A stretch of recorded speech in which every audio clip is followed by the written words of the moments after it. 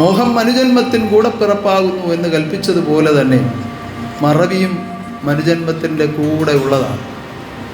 ഒരു വിധത്തിൽ പറഞ്ഞാൽ മറവി അത്യാവശ്യവുമാണ്. അല്ല എങ്കിൽ ലോകത്ത് ജീവിക്കാൻ വളരെ പ്രയാസമാണ്. ചില കാര്യങ്ങളൊക്കെ മറന്നു പോകുന്നത് കൊണ്ടാണ് പിന്നീട് ചില ആളുകളോട് ഇടപെടാൻ പറ്റുന്നത്. അത് മനഃപൂർവ്വമായ മറവിയാകാം, സ്വയമേ മറന്നു പോകുന്നതാകാം, അല്ലെങ്കിൽ കാലങ്ങളുടെ കാലപ്പഴക്കത്തിലുണ്ടാകുന്ന മറവിയാകാം. ഏത് പ്രകാരത്തിലായാലും മറവി ഒരർത്ഥത്തിൽ ആവശ്യവുമാണ്. ആവശ്യമില്ലാത്തതൊന്നും പ്രപഞ്ചത്തിൽ ഇല്ല എന്നതും സത്യമാണ്. എന്നാൽ അത്യാവശ്യമായും മനുഷ്യൻ കരുതേണ്ടതായ സത്യധർമാദികൾക്കുള്ള നിയമങ്ങളെ പാലിക്കുവാൻ മറന്നുപോയാൽ അത് വലിയ അബദ്ധമായിപ്പോകും.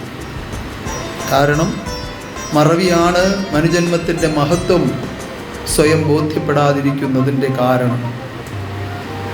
ജന്മാന്തരങ്ങളായി ചെയ്ത കർമ്മങ്ങളോ അതിൻ്റെ വ്യവസ്ഥകളോ തിരിച്ചറിയാതെയും ദൈവമുമ്പാകെ ചെയ്ത മഹാസത്യത്തെ തിരിച്ചറിയാതെയും അവനവൻ ഇഷ്ടമുള്ളതുപോലെ ലോകത്തിൽ ഓരോരുത്തരുടെയും അഭിരുചിക്കനുസരിച്ച് മനസ്സിൻ്റെ വ്യാപാരമനുസരിച്ച് ജീവിതം ചെയ്തതിൻ്റെ ഫലമായി സംഭവിച്ചിരിക്കുന്ന നരകതുല്യമായ ദുഃഖ അവസ്ഥകളെ പരിഹരിച്ച് വീണ്ടെടുക്കുവാൻ ദൈവം വന്ന് നിയമിച്ച നിയമത്തെ മറന്നുപോയാൽ